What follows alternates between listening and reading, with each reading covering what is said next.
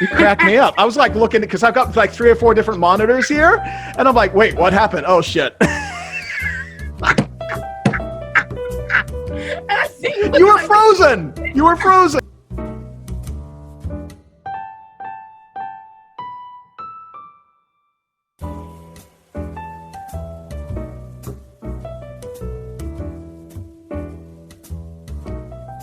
And welcome to Whiskey Politics. I'm Dave Sussman, your host and purveyor here at Whiskey Politics. You can find us on YouTube, at Ricochet, at Apple Podcast, on all of our social media, any other podcast as well. Just type in Whiskey Politics. And if you're enjoying the show, please find us at paypal.me/mywhiskeypolitics and throw a few quarters in the jar. That's always appreciated to keep the lights on here at Whiskey Politics. I'm going to put a time code now down below. You can see it here on screen, and you can find it in the liner notes if you're watching this on your podcast, because we've got an interview here coming up in a short while with Bevelyn Beatty. You know Bevelyn, she's just gone viral. She just was videotaped at the CHAZ or the CHOP, or what is it that they're calling you these days? Dynamic, fantastic lady, very articulate. And she just went on, I think, Laura Ingram's show the other night. And we wanted to bring her on and chat about everything that's happening right now. And I think you're going to find that interview is going to be fascinating. I'm looking forward to speaking with her. So the time code is right there. And if you want to bypass my intro, I've got to get some things off my chest, which I normally don't do. But this is surreal, what we're dealing with right now. These are crazy times. And I'm just going to say this right now, that I think we're living in cloud cuckoo land. Welcome to the age of stupid. I mean, that's really where we are right now. After the past few months, the left have shown their hand. They are unserious people that we should not take seriously. They use emotion instead of facts. They have indoctrinated generations of people with shallow slogans because it makes people feel good, such as Black Lives Matter, which we all agree, by the way, they do, because all people's lives matter. And that is in no way racist by me saying that. But they fail to educate the massive numbers of people who support that message, that the organization itself, Black Lives Matter, is profoundly different from the message. Again, we all agree with the message. But BLM, as you know, is a fundraising front for the far, far left. But as always, they don't let facts get in the way of feelings. And that's our culture now. Soft, insecure, lockstep with others who really have no idea what is real and what isn't, but they're just shouting the epithets. If you don't agree with them, if you're not out there, you are a racist. At this moment, this time that we live in, where most of our news and information is disseminated by ideologues, or our higher education comes from not a focus on academia, but on social conditioning, or those mostly white companies who are now seemingly virtual signaling to the world that their corporation will contribute to the sustained solutions for racial equality. Gag.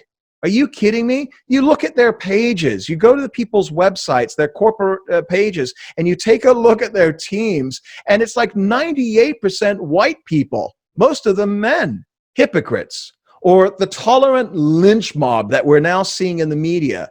You know, those activists, journalists that will destroy you or your company. You know, the term today is canceling you, cancel culture, right? We've all heard this. We saw this week with the Federalist and with Zero Hedge. I love Zero Hedge. Yeah, they've got a few outliers, you know, Tyler Durden. You know, but you go to their website and it's about the economy. And these people have been demonetized by Google, which is going to put them out of business. It's going to cause people to lose an income. They're not going to be able to support their families. For what? Or our politicians who cannot see the results of their decades of destructive policies that they've been implementing on cities all across the country. And they can only bark at their critics with a completely diminished, meaningless epithet now that, well, if you disagree with me, you're a racist. If you don't agree with my big government policies of continuing the welfare state and inner city school failures, then you are a racist. Or that AOC, Ilhan Omar, and the left are still selling the absolute atrocious, insane idea of disbanding police departments, even though some on their side are now cognizant enough to wake up from the past months of mass psychosis and saying, "Hey, wait a minute, guys! Don't talk about defunding the police. We're going to lose to Trump. That's what he's going to run on, and you know he will." But the squad, the Democrats, and Joe Biden don't care. And they're probably right not to, at least not until the election, because there will be zero accountability for them. Even when they go CNN and have to answer to the rise in crime rates that are going to be ubiquitous across the country, any city that is going to have fewer police, especially in the dangerous parts of the city, we're going to see more rapes, more attacks, more murders. And who is that going to be on? Well, the Democrats are obviously going to suggest that it's going to be Donald Trump's fault. It can't possibly be their fault. So this is something that's making me angry. And I know that you're angry as well. You're frustrated. And I'm really disappointed and actually quite sad. And I don't like to get personal on this show. I talk about some personal anecdotes here and there, but generally I like to keep, I'm somewhat of an introvert. Okay. And I like to keep my personal life just that, personal. But after the past several months of a lockdown and people really fearful of catching a virus and really curtailing their freedoms and watching our freedoms erode by local, state, and federal governments, many elected and unelected officials. We're watching now in the last few weeks, America's cities burning and entrepreneurs that have invested their entire livelihoods and lives into building a business and watching it ripped away from them. And in many instances, them themselves being beaten up. We're now arriving at a place. I think we're at the place. We're not arriving. We're here. We're here now, where families and friends and significant others are, well, a lot of people have said that we've been in a Cold War for quite some time with family and friends and significant others. Maybe you're right of center, they're left of center, or vice versa. And you kind of keep check on that and you just live your life. But we're now seeing that Cold War heat up. And it's heating up in a really bad way. When somebody that you deeply care for tells you from a state of anger that you are, because of your beliefs, my beliefs, I'm a right of center, free market conservative, don't have a racist bone in my body, but hey, you're part of that group. You're part of a group that's full of racists and bigots and anti-Semites, and you've been manipulated into thinking that you could be a part of it without being a part of it. That you are so on the wrong side of history, it's embarrassing. How do you respond to that? Can you respond to that? I mean, is there a discussion to be had at this point? I mean, basically what the point is that you're part of a group of racists and anti-Semites and bigots, and that you've been manipulated to not think you're part of it. In other words, you're either an idiot or you're a racist. Pick one. Where does the discussion go from there? And how does one get beyond that? I've said this a lot over the past 4 years, and I'm seeing this more now than any time, quite frankly, in my life. And that is, we have a dialogue problem in this country. That the idea that some things that I am saying right now would probably lose me my job if I worked for a company is that problem. We're not heading toward the end of free speech. We're here now. And that's not hyperbole. When you see quarterbacks saying that they support the flag and then are forced to come out and apologize and grovel on bended knee, or a coach who has to apologize for wearing a t-shirt with the logo of a conservative news network, otherwise they might lose their job, that's not free speech. That's authoritarianism, and it's controlled by the groupthink police, promulgated by our betters in academia, in media, and carried by the enlightened ones with the blue check marks. either comply or be ruined. I had a discussion yesterday with my mom.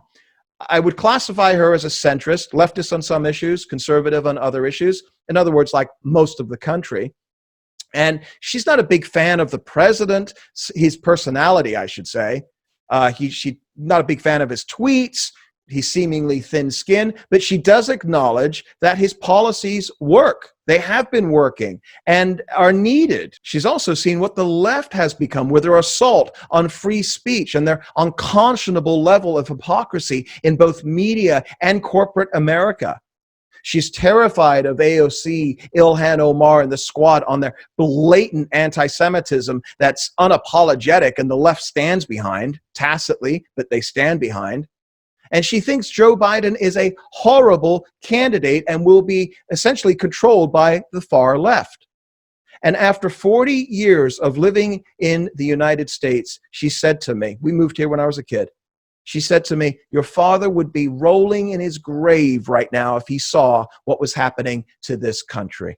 And then she stunned me, saying that, well, if Trump doesn't win, what do we do? This country is done. Where do we go? Do we go back to England, where I grew up, emigrated over 40 years ago? Do we go down to Australia, where we have family? I mean, the fact is that people are really concerned about what they're seeing right now happening in this country. I'm naturalized as an American citizen. I'm a proud, patriotic American. I believe in the ideals and the freedom and the Constitution of this country. Not for a minute do I suggest that America is perfect. Far from it. But I never thought that our differences were ever based upon race or sex. And I know a lot of people in this country truly believe that. I know the immediate response by the thought police on that statement is, well, you're a white male, you don't know anything. And while true, I've been working every single day since I was 14 years old. I had to earn it, and I still do. Not a trust fund kid here, folks. So where I come from, my perspective, and let me know if you disagree with me, but I think our culture is just like every other culture throughout the world, that our differences are based on a socioeconomic status, on class. That socioeconomic differences absolutely do exist. In many cases, you're born into poor, you're born into wealthy. And there is a significant issue regarding equality of opportunity, and we can have that discussion. You know, many of these elites that are chastising Americans that the evils of society comes from some form of systemic racism are the same people that are keyboard warriors from the $1 million homes or their glass office buildings where they're looking down on people on the streets. They went to the same schools. They go to the same cocktail parties now. And, you know, they are the drones of the new left, all preaching to us on how to run our lives while they divvy up each other's capital and decide who gets what. Whether it's the bankers, the tech titans and their venture fund managers, the media oligarchs.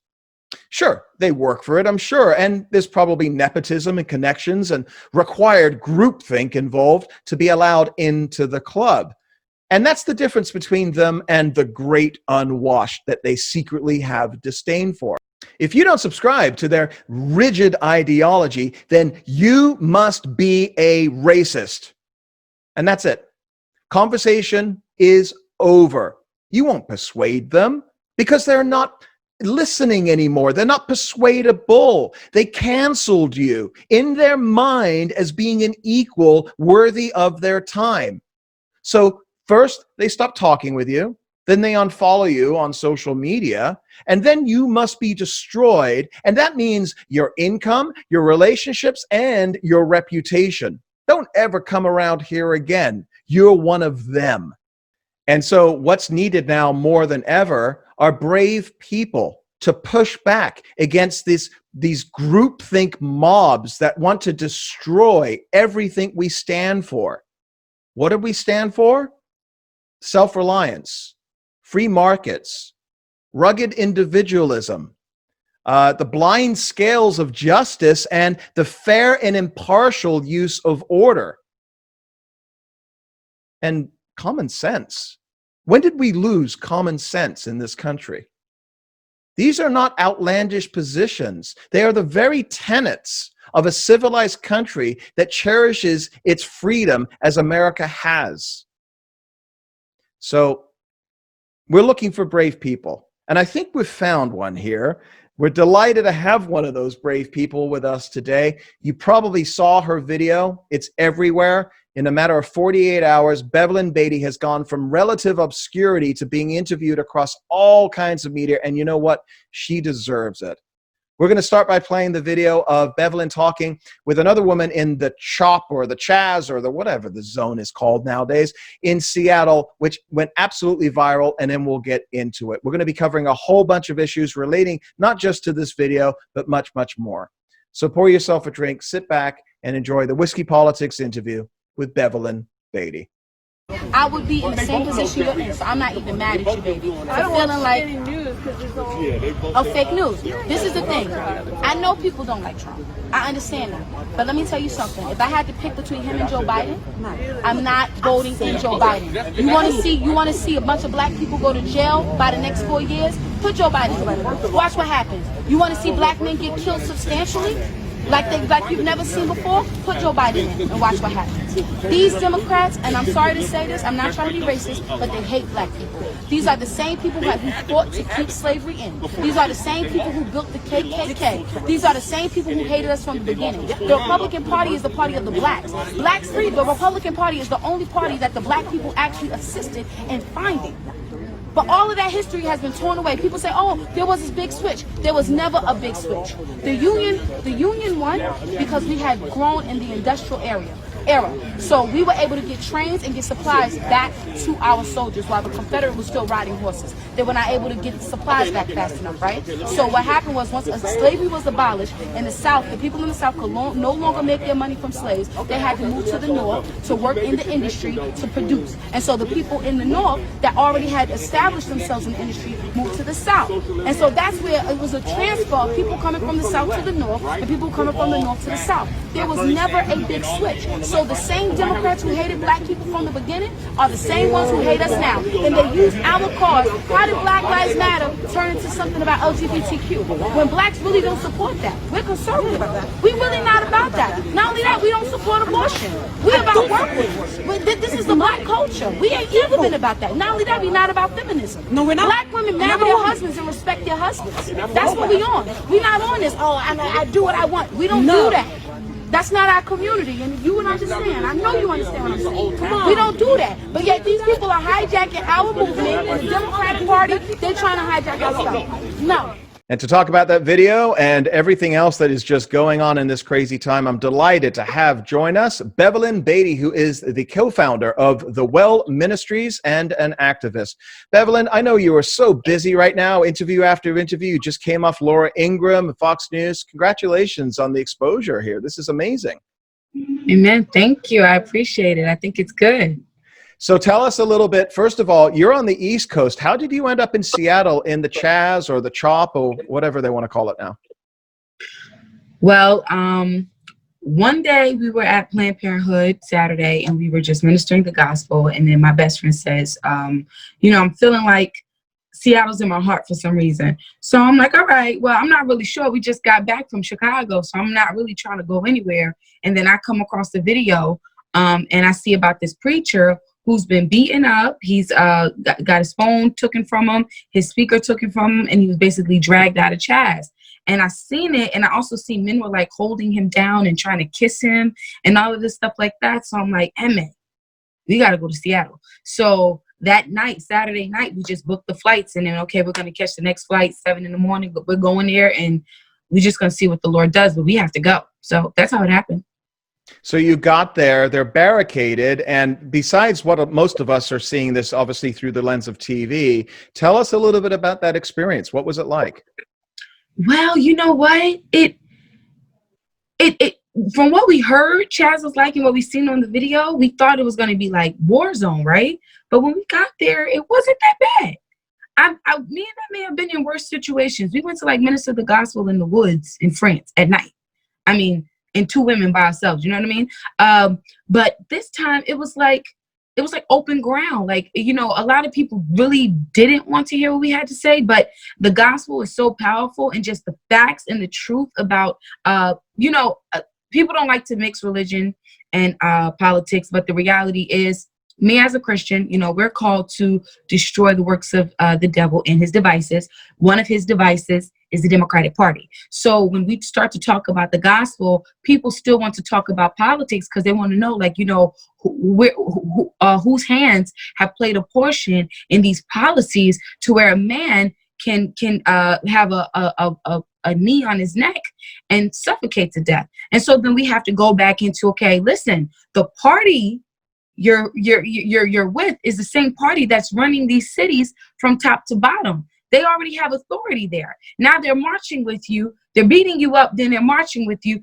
telling you to vote them in to not beat you up. And then once they get into office, they beat you up again. So all of that had to be expressed. And I mean, these people, they just received it because it was so much truth. It was unrefutable.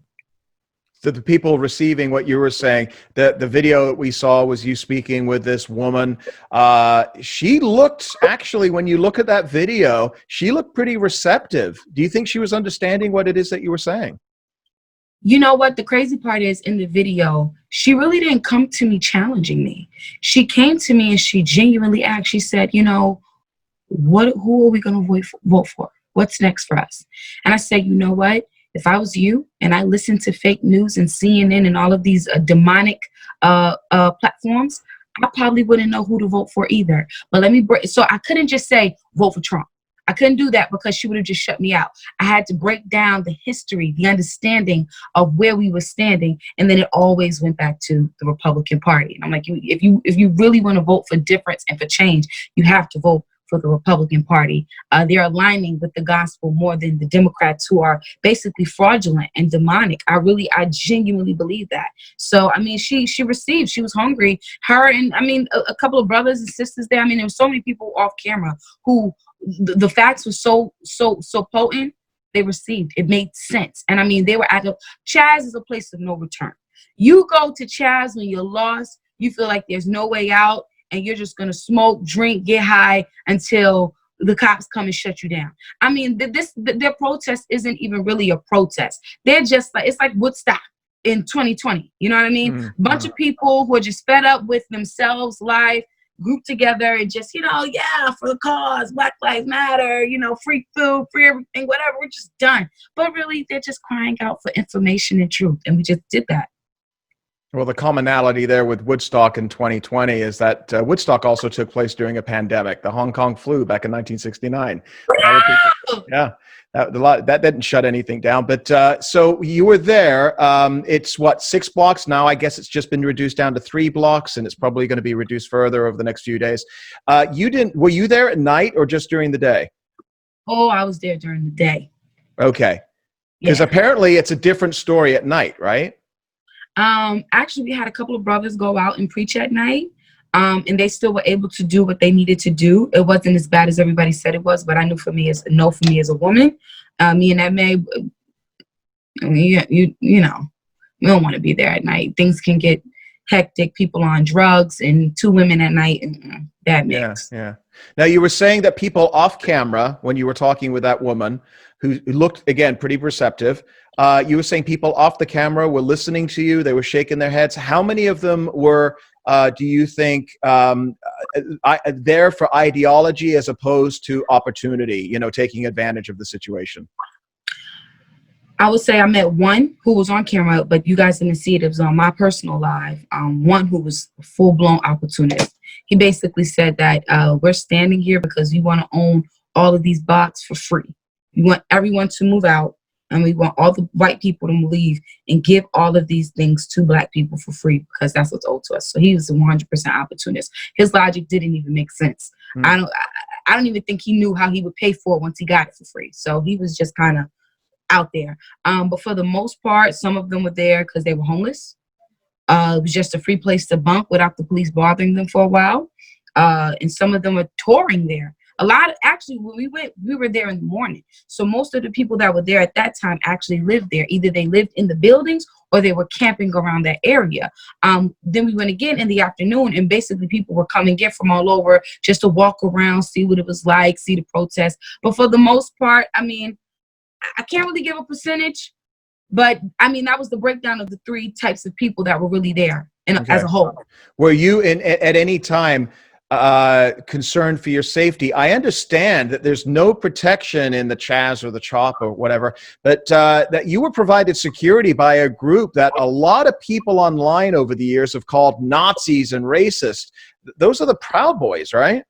Yes, the Proud Boys. They are. Oh, listen, let me tell you, the Proud Boys, honey, they built Fort Tough, honey. They came and they had their guns and they was like, listen, we're protecting y'all. And they had their suits and their little all black in the face. And that was so cool. It was so cool. I was freaking out. It's like, oh my God, they're so cool. But yeah, they came and they were like, you know what? We're going to hold you down. When the crowds get too big, we're going to, there's this guy named Tiny. I think he's people know him. He got into a fight in that area, and I think he's facing some assault charges. And he's like well known to these people out there. But he came too, and he held it down. So I mean, yeah. As far as if we were there by ourselves, I'm not gonna lie to you. People in CHAZ had guns. I don't know if they were legal or not. But I mean, one guy came up to me. He was a black guy with dreads, and he was cursing at me because I was there in the name of Jesus instead of in the name of Black Lives Matter. And he had a gun on him. And I mean, once he seen that the Proud Boys were there and there's 4 or 5 of them strapped up, he was like, okay, you know, 1 gun to 6, 5 or 6 is not gonna work. So I mean, definitely dangerous place. I'm not gonna lie, people got guns there. You know, so the only thing that kept us protected was the Proud Boys coming with guns. Now, again, for those people that don't know about the Proud Boys but may have heard about them, again, the news and the articles and the online, you've seen people that have been canceled, essentially kicked off of social media and the like. Did you get any sense from any of those people that they were racist or they were Nazis or whatever they've been called? No, not at all. Like, I mean, no. I mean, I believe God put it on their heart to be there, to stand for us. There was no incentive. Okay. No one was paying them. I didn't know them. I just came there out the whim. And in one phone call, him and his whole team came to just stand with me in that May. That was a God thing. You know what I mean? Of course, the Lord himself protected us, but he used the Proud Boys to do so. And no, these guys are not no racist, Nazi type of people. First of all, what Nazi is about to go and put themselves in danger for a black chick if they so racist? Yeah. It's not happening. So no, I'm with you. I'm with you on that. But listen, what you're doing, and you know what we saw in the video, and I know that you did a lot of other discussions, and you got some on video as well. And what you've been talking about, you went on Laura Ingraham on Fox News, and you know, you all of a sudden have caught this gust of wind where your message, and I know you're preaching, but at the same time, you're talking about something that so many people, you know, outside of Christianity or inside Christianity, I think everybody can agree with. And what we're seeing from you, and the reason that we wanted to have you on the show, and appreciate you coming on so quickly here, I mean, your video just went viral a couple of days ago, is bravery. You're voicing facts at a time, Bevelyn, when truth, when history, you know, is being diminished. And if they, you know, if the history and the facts don't coincide with the narrative that is being promulgated by what I'm seeing from extreme leftists and the media today, you know, you're being canceled. What has been some of the reaction that you've received, not just inside CHAZ, but also, you know, globally now, because you're everywhere? I mean, to be honest with you, I'm receiving the opposite of what I thought I would receive. I mean, people are receiving me. I'm getting messages by the drove, emails by the drove. I mean, in 2 days, they sent $8,000 to our ministry. Wow. You know, in 2 days. That's a lot, you know, all because these people, it seems as if there's this big portion of people that they're the minority, but they're a big portion of the minority that are scared to speak up. And now that they are hearing a David in the midst of all of these Goliaths, they're like, oh, snap, wait a minute. I've been thinking this. I can actually say it out loud. Yeah, I thought the same thing. So it's like people are rising up because they're realizing, wait, I don't have to just go hide behind my ballot box. I can actually say what's on my mind and it's okay. You know, so I mean, Right. it's been absolutely receptive, and I've been received by the Black community, the Spanish community, the white community. I think the Black community likes me because I'm a little ghetto. The Spanish community like me. The white community like me because I'm universal. I'm for all people. I love all people. I'm not about this race bait and identity politics thing. I'm not with none of that. We are all one in the body of Christ. That's where I stand. And that's refreshing to so many people. We've been dealing with this race issue and this issue and that issue for so long. It's like, at what point are we going to unite? And finally, it's coming forth. We can unite. So the reception has been well.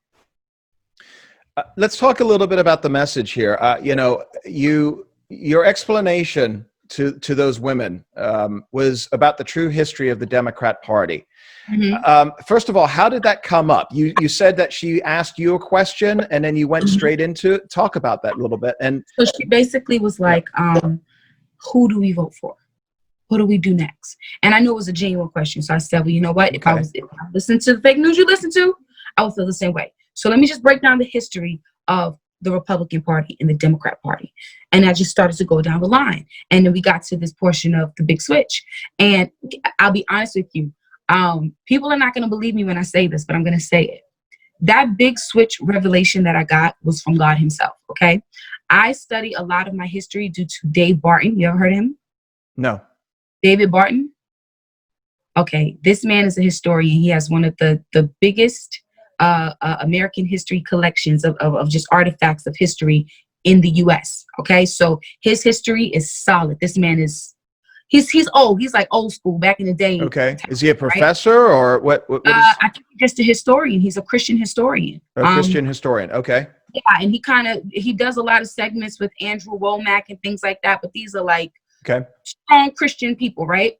And I did my history, you know, watching his shows, reading his books and things like that. And a lot of his stuff is facts, right? And so one day I found myself at night praying and it dropped into me. It was like a revelation from God. I'm like, wait a minute, the big switch. And then the Lord has showed me like, wait a minute, the Union won because of industry. We had trains. We were building up in the North faster than the South was because they were making their money off of slavery. So the reason why we won is because we used our trains to get supplies back to our soldiers faster while the Confederate Army was still on horses. So they were depleting, right? And so when we finally won and slavery was eradicated, slowly but surely, the Southerners had to migrate to the North to work in the industry, while the people in the North that had already established themselves migrated to the South to expand. So that's why and this is bona fide fact. You meet a lot of families from the North now, but they'll tell you, oh, well, you know, we're really from the South. We got a lot of cousins back South. We really originated there. And then a lot of people you meet in the South, they have mad family in the North. So then they talk about this big switch. There was really never a big switch. It was just a migration. It was an exchange of migration. You know what I mean? So it's like, Eureka. Once that information was dropped into me, I said, Lord, this is so true. And so when I gave that to her, for her, it made perfect sense. And we've been saying the same thing. The Democrats have never changed. They've always been racist. They've always been for socialism and communism and always wanted to run the show. And they hate Black people. And they've always seen us lesser than them. That hasn't changed. We've just transferred from one plantation to another. So instead of you being on Master's plantation, you in the inner city on Welfare's plantation, and Master is a Democrat running the show, telling you when to move and how to move. Same script, different cast.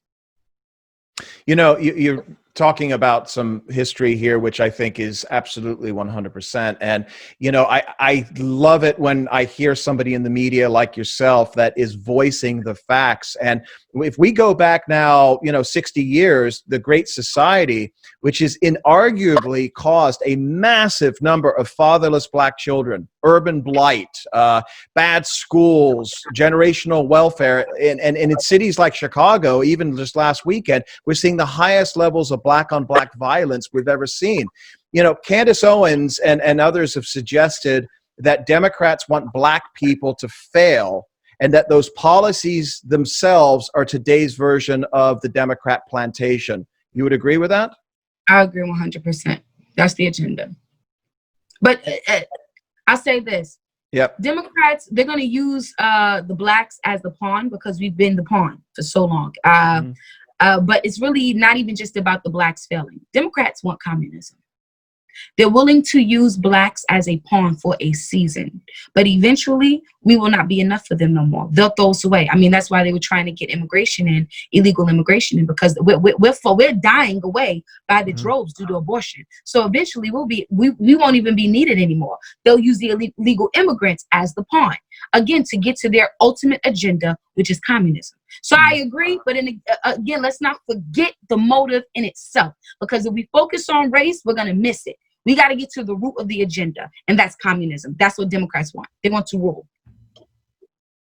You know, to just mention Candace Owens, we've had her, we've had Larry Elder, we've had David J. Harris, we've had Burgess Owens, and other outspoken conservative black patriots in this country. They've come on our show, and you know, they all in some way in our conversations, either on camera or off camera, have always pointed to the thought leaders that changed their perspective at a relatively young age. Shelby Steele, Thomas Sowell, Clarence Thomas, who allowed them to really realize that they can think for themselves.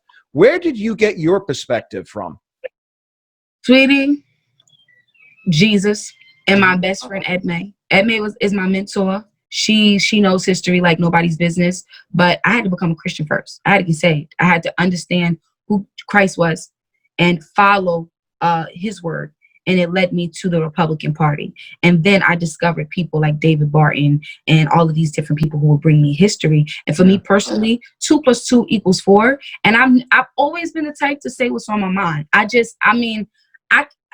Jesus gave me the confidence to be me, but at the same time, I'm a very, outspoken girl. When it comes to my head, I think it, I say it, that's just what it is. I mean, I can't say that all of these leaders have Jesus inspired me, but these different patriarchs like my best friend and David Barton and Booker T. Washington, all of them, they've helped pave the way, but it's Jesus. Gotcha.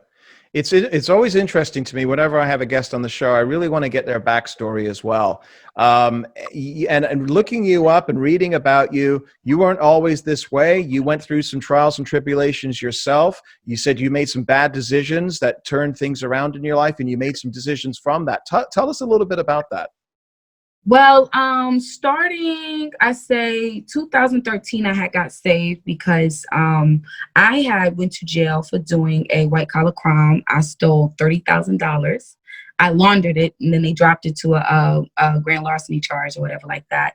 I was in college at the time. I was going to school for fashion marketing and merchandising. I was partying. I was doing drugs. I was hanging out with the LGBTQ community. We were rolling together. We were going to the balls, the gay balls, all of that. I was like completely in sin, partying, scamming, living it up, money, all of the above.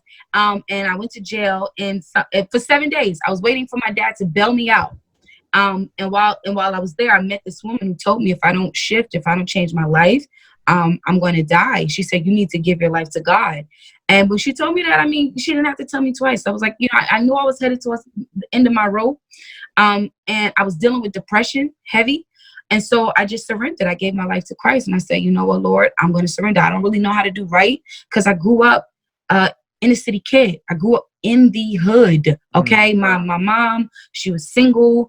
She was also on drugs, and she was diagnosed bipolar. So she had a lot going on with her. My dad was in and out because he was dealing with his. Was this in New York, North Carolina? Where was it? North Carolina. North Carolina. Okay. I was born in Staten Island, New York. Okay. But I moved to North Carolina when I was 3 because my dad was on the run for murder. So he moved us down. What? Wait, what? Yes, my dad was on the run for murder. What happened with that? I guess because he had moved down to to North Carolina from New York, he actually ended up getting arrested 2 years later. And he was waiting for New York was supposed to come and get him and take him back to New York to try him. But because they didn't come, they had 30 statute of days limitations. They didn't get him. So now North Carolina said, as long as he's in North Carolina, you can't touch him. Now, if you catch him in New York, you can have him. But you didn't come get him in them 30 days you're supposed to come get him, you can't touch him. So Did your father tell you what happened? No, he never. Oh, he did. I'm lying. He did. So technically, my dad didn't do it. My dad's friend did it, and my dad took the rap for it. This is another thing we don't talk about, the no snitch culture that's in the Black community. My dad was a thug, okay? My dad, he lived his life until his later years. He started working. My dad was a guy in the streets. That's why he was in and out. It wasn't that he was a bad dad, he didn't love me. He just was, he had a relationship with the streets, and he was the type of guy who if you might end up missing. So that was him and his crew. That's what they did. They you know, did bookkeeping. They dealt with the mob and Staten Island, things like that. So they were just going, and you know, that's what they did. So he actually ended up, when he came back up to New York in 2007 or 8, he got caught in New York, got arrested, and then they got a lawyer, and they said, okay, the statute of limitation ran out, and they let him go. Holy cow! Mm-hmm. He passed away though. I'm sorry for your loss.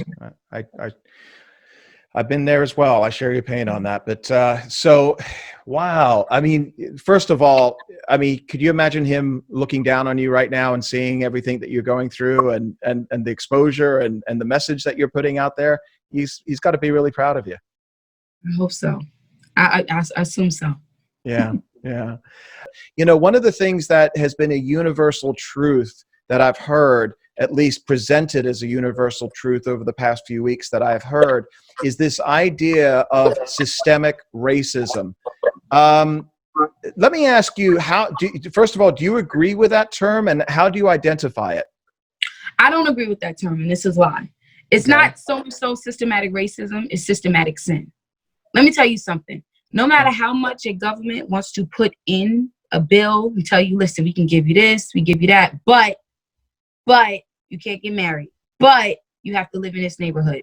For me personally, if you tell me you're going to give me a $500 check, but for that $500 check, I'm not allowed to get married for a year and I have to live in this type of slum neighborhood, I'm going to tell you where to stick it.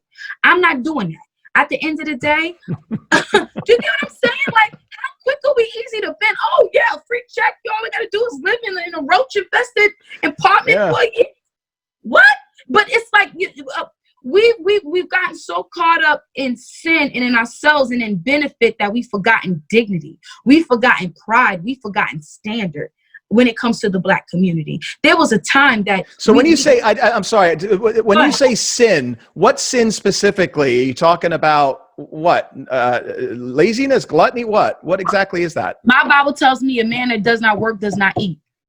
Okay. That's what my Bible tells me. And so whatever your hands work to toil, you get the fruit of that. So if I put in 5 and I get 10, that's my 10. So however I want to spend my 10 is my 10. Period. And if somebody's willing to invest, you earned it. You earned it. It's yours. Yeah, so now you get what you deserve. Now we're just depending. We're waiting on people to give and hand out. This is not biblical. This is not biblical. Right. Right.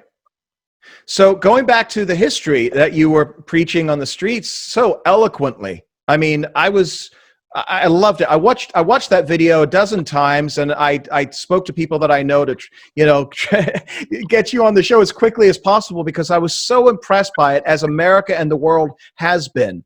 But do you think that message that you're preaching right now, that you're talking about, is ubiquitous? Because if you only watch the mainstream news, it looks like it's like, Blacks are lockstep in that mentality, and that to come from a right wing or a free market perspective, or it's not even an economic or a political perspective. It's about self-reliance. Mm-hmm. Okay. And to come up with that idea today and present that in the Black community, what is the response, do you think? Or do you believe, like I do, and we're seeing by the polls, 30 to 40% of Black Americans support this president? I don't know how that equates to votes, but do you believe that there is that silent majority within the Black community, or a large number that feel likewise? I'm gonna have to say yes. That silent majority, that's really what has to get the voice again. Because the truth is, Blacks are really more conservative. We're very much conservatives. We do believe, I mean, you go to Harlem right now, you're going to run into 10 dudes before you get to the end of 125th to 127 trying to sell you stolen DVDs, hats, caps for whatever cause. You go to any type of Black Lives Matter event, you're going to see this dude who really don't care about Black Lives Matter. He just found some Black Lives Matter t-shirts, made them, now he's selling them. So we understand the concept of capitalism and working for our keep. It's just we've allowed this system to bind us. We've allowed ourselves to be so crunched down by this ungodly system that we don't know how to shake free, and we don't know how to wake up. And it simply takes a voice like mine or even like yours. Unfortunately, because you're white, a lot of Black folk don't want to listen to you. But it's the same thing. Some just do. saying, listen. Some do. But you got the bigger megaphone. Yeah, I don't know. You know, like, you just gotta tell them, bro, listen, wake up. You have to earn what's yours. You can't continue to depend on the system and still expect. It's like this is whiskey politics, right? Yep. Okay, so it's kind of like a pimp and hoe effect. Okay, you got your pimp and you got your hoe. Okay, so now the pimp gonna say, listen, I'm gonna do this for you. I'm gonna put you on a strip. You're gonna do this, but you bring everything back to me. I'll make sure that you eat. I'll make sure that you cover. But whatever you make, bring it back to me. They fail to realize that they're doing the same thing on the block that they're doing to their hoes. They're getting hoed by the Democrat Party, and they have to just wake up and realize that. Once they hear it and they know it, wait a minute, I've been a hoe for 100-some years. Oh, I'm telling you. The eyes open. It's crazy to say, but it's the truth. I think I just found the title of the interview here. The Pimp and Hoe Effect. It's true. Great name of a book, Bevelyn, when you write your next book. Great name of a book. Yeah. So let me ask you. You mentioned Black Lives Matter, and I want to get to Black Lives Matter here with you in just a moment, because I think, you know, we need to discuss it. We need to break it down because this is ubiquitous now, and I want to talk about the politics of it. I want to talk about the culture of it as well. But I'm really interested in your perspective that there is a silent majority that is out there. We're seeing multiple polls that are showing 30 to 40%. But the idea that this president and anybody that supports this president is inherently racist. Listen, I've been in conservative politics, left, right of center politics much of my life. And the people that I associate with, even people that I've met within the Proud Boys themselves, there has never, ever been one moment where I've ever heard anything that comes across as coming from a place of racism. And I want to say that I feel like the most racist people that are out there are the people that are, in essence, projecting their own racism, talking about defunding the police. Well, defunding the police, Bevelyn, is going to be fine if you're living in West LA or Upper West Side of New York and you've got gate-guarded communities. But who is it going to impact the most? For me, that's racism. The Bible says, so a man thinketh in his heart, so is he.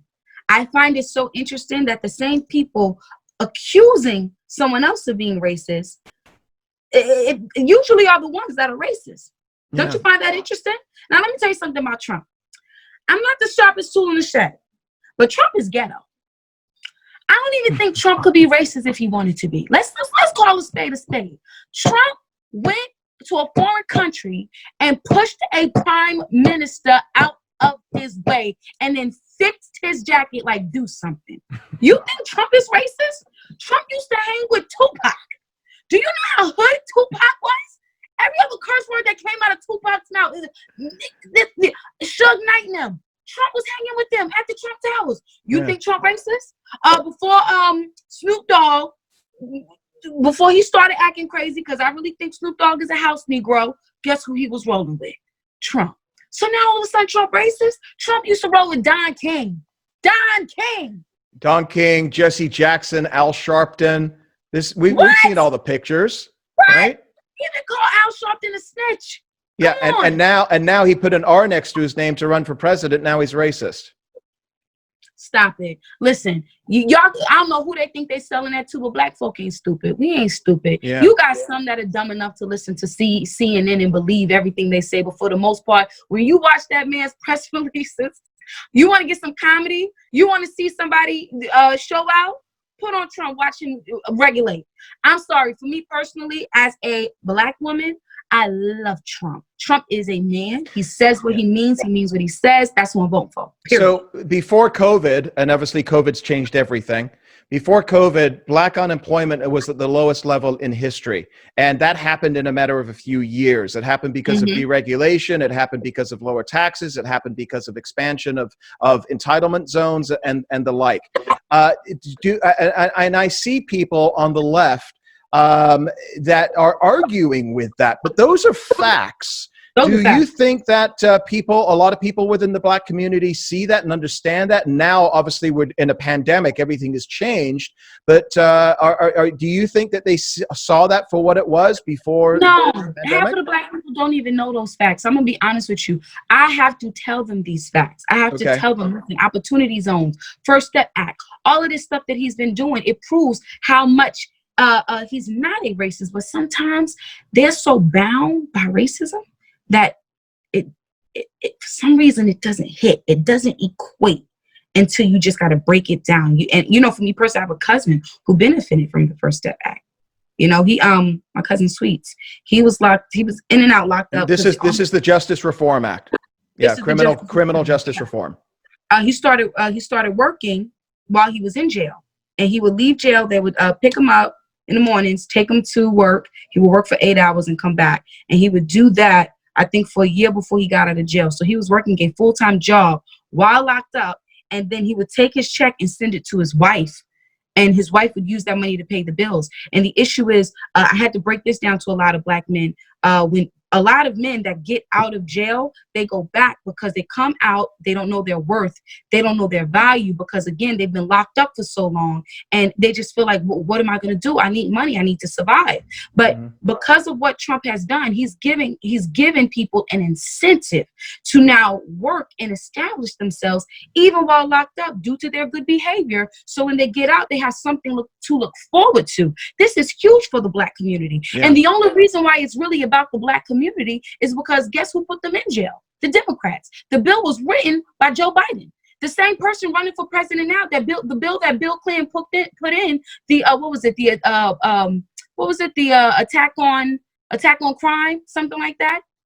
You're talking about Joe Biden's 1994 criminal. Yes. Yeah. Yes.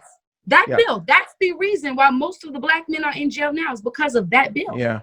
You stated, and I think it was in the video, that you said that you want to see Black men get killed substantially like you've never seen before, put Joe Biden in. Those are harsh words. And then you added, these Democrats, and I'm not trying to be racist, hate Black people.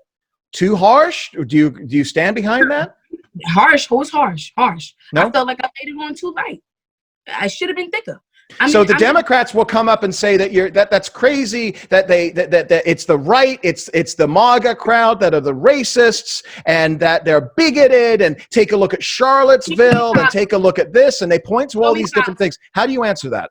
Show me policies. You show me your policies and I'll show you who the racist is. Show me your policies and we can prove right now who the racist is right now with policies. Just that simple. It's always going to go back to the Democrats. I'm sorry. They've been working against us since the beginning. Okay? There's too much blood on their hands. They hate us. And it's just what it is. A lot of people think that Trump was equating the crazy right-wing, racist Nazis, the group of them there in Charlottesville, with fine people. That is now essentially established because the mainstream media and the left have repeated it enough, very much like Joseph Goebbels did in 1939 in Germany. You repeat a lie enough and it becomes the truth. But do you talk to people about that? Do you tell them about the fact that Trump wasn't talking about the Nazis? The way that it was rephrased by the media obviously changed that. I tell them that because obviously they don't realize that that day there were people who were there to do good and fight against knocking down a certain statue. And they were there, some people there to just do what they did. Trump was talking about the people that were there to peacefully protest for the cause or whatever. I know for a fact that that's not the case, but sometimes you just have to break this down. But more than ever, I find myself talking about the injection people saying Trump said to inject yourself with disinfectant. Like, I mean, the type of things that I find myself explaining sometimes, I feel like it's kind of no point. Let's get to the root. Let's focus on what's true, because obviously this doesn't make sense. Why would Trump support racism? It doesn't make sense. Yeah, and you know, he's really pushed and made overtures to the Black community, and every year, every few months, he has events at the White House where he has Black conservatives come and he talks with them, and a lot of it is done behind the scenes. It isn't photo ops that he's doing, and so you know, I think there's definitely a huge interest in this president. I love that you call him ghetto. That's fantastic. But Black Lives Matter, and this is our last question for you, because I know you've got an interview coming up here. You're just a busy lady. But Black Lives Matter is now in essence thought of as in many ways by the media, by most people, as an adjective, not the organization. And there is a difference between the adjective. I think we all agree Black Lives Matter. And if I said, yeah, all lives matter, then I'm all of a sudden a racist. But I believe all lives, including Black, Hispanic, Jewish, white, whoever lives, everybody, every human being is inherently worthy. Okay. But Black Lives Matter, if you start unpeeling the onion now, Bevelyn, it is a front. It is a front for Act Blue, which is, it's an organization that funds leftist politicians, causes, candidates, and groups like NARAL, which I know you obviously have very strong opinions against. Do you think people know this when they're talking about, I want to support Black Lives Matter, I'm going to send a donation to Black Lives Matter? And by the way, anybody watching this that wants to validate this themselves, go to blacklivesmatter.com and hit on the donate and take a look at the hyperlink. It says, Act Blue. It goes to their organization. Do you think people know this? They don't. And I had to tell them that money doesn't even go to Black people. And I think only 200,000 of it's been spent. There's still 28.2. Yeah, out of 30 million. Yeah, million that they're using for whatever cause they have that has nothing to do with Black people. I tell people on the streets, you're screaming Black Lives Matter, you're getting funding to them, but you're not seeing the dime of that. They're not putting this money into the Black community. They're giving that money to white Democratic candidates who are the ones causing the problem, and then are the ones saying, vote for me and I'll fix the problem. That's what Black Lives Matter do. Again, Black people a pawn. We're a pawn. That's it. Black people are pawns. We're pawns.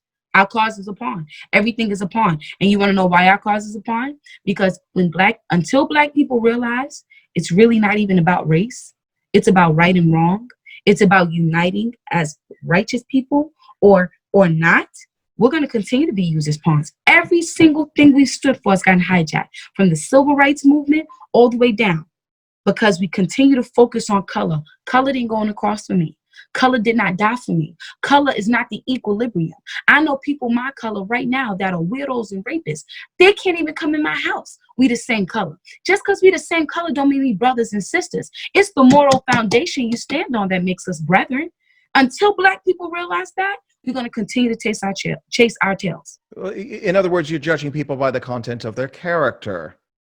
Not their color. Come on. Right? Which I think all of us, for the most part, all of us do. You're talking about the left that is hijacking the civil rights movement. We saw that 65 years ago. And obviously we talk about the history, and it goes back decades before that. And people say, well, there was a switch. And that's what you were arguing about in the streets of Seattle. And that is, and when we take a look at that, switch that never really happened, that it was the Dixiecrats that were fighting against Al Gore's father, for example, that was fighting against the civil rights bills. Who was it that voted for the civil rights? Go back 160, 150 years, whatever it is, and take a look at who was it that freed the slaves. Do people see that? I know some people now who see it. But even myself, I didn't know until I was older that it was the Democrats who fought to keep slavery. I didn't know that until I was about 21. I clue nothing, because I was raised in a city area. I went to public school system, and they didn't teach you that. So, I mean, now I feel like people are waking up and they're smelling coffee and they're seeing, okay, we're being used again. We're being used again. We're being used again. And I have to tell them, I say, wake up, pay attention. These people run your cities top to bottom. What are you talking about? There's no Republican in sight has authority. Pay attention. These are the same people back then doing the same thing right now. And they're waking up. It just takes that voice of reason, but they're waking up. They're saying, yes. Last question for you, and I greatly appreciate you taking the time, Bevelyn, and we'll make sure that we get everybody, you'll get your websites and Instagram and everything below your name here. So everybody check out Bevelyn Beatty and make sure that you follow her. And I just did on Instagram, by the way. So let me just ask you the last question here, because, you know, we're in the middle of a pandemic. We're in the middle of just chaos and racial strife and buildings burning down, and people are really on edge. People are really disillusioned with the United States. You know, I saw somebody on Instagram or somewhere earlier today that said that you know, the world is looking at America like America was looking at Tiger King, the series on Netflix. Never seen it. Yeah, but they're like, what is this? What is going on? Where do you see? And I'm going to ask you to prognosticate and predict. Although, you know, every day there's a different story and anything can go in any direction. But where do you see the election going? Do you think that there's going to be an upswell from people that are watching this happening on their TVs, that are being called racist because they support a president and are saying to themselves, I don't have a racist bone in my body? Or are you really concerned that, you know, the far left, they have everything? They've got academia, they've got mainstream media, they've got sports and corporations, that they will take back the White House? Let me tell you what they did. Trump won and then midterms came around, right? And we were lazy. We got lazy. We didn't vote like we were supposed to. And we gave House to the Democrats, okay? And in that time, the Democrats have done nothing but shown their butts, okay? And we went with it for a while. But this is what really played them. Corona. You made all of the United States sit down and watch you. It's one thing when people are getting up, going to work every day, they're busy. You got a lot of working class people. They're getting snippets of news, and then they just got a calculated opinion based off of snippets. But you made the entire United States sit down and watch you show your behind. So what they did was they got the ball rolling, and now they're realizing, oh, it won't stop. Oh, it won't stop. I won't be surprised. Listen, in the next couple of months, there's either going to be a mass shooting, there's going to be another police brutality or cop killing.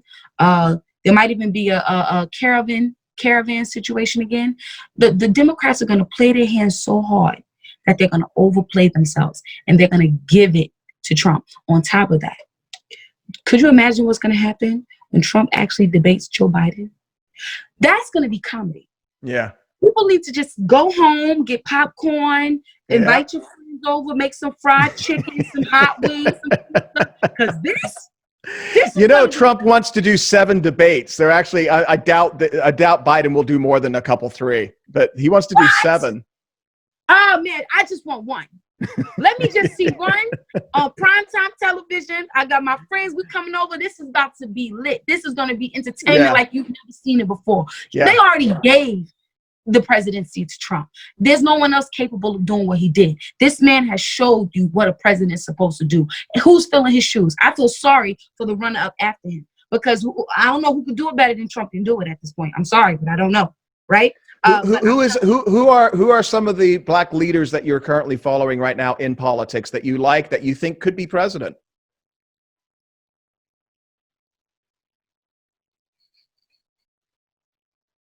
Did I lose you? No. Oh, there you are. Okay.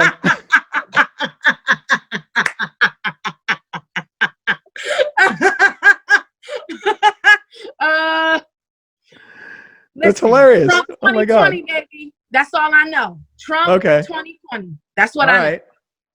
That's it. That's what I know. Okay. All right. I'm just wondering, because I mean, I see some great folks that are out there that are in and outside of politics. Obviously, in you know, Tim Scott's pushing the police reform bill right now through the Senate, and it looks like, yeah, you know, Well, I'll keep my eyes open right now. 2020. That's what I know. All right.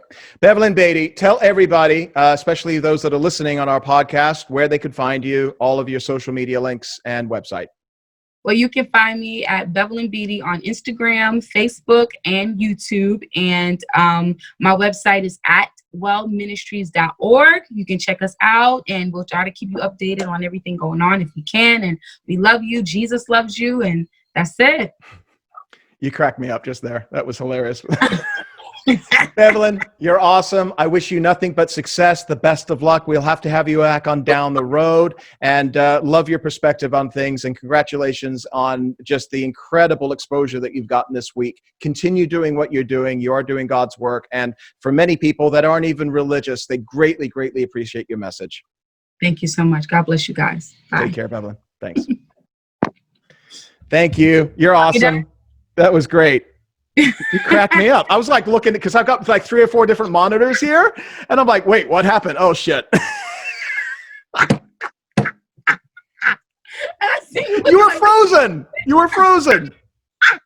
No, listen, we do got some decent. The thing is, I'm so past black. Listen, Obama traumatized me. You hear me? Just because somebody black don't mean nothing. I don't trust you if you don't show me some quality. And it's like, I gotta look twice at black folk. I mean, I'm gonna be honest with you. Just because they're black, I have to look twice.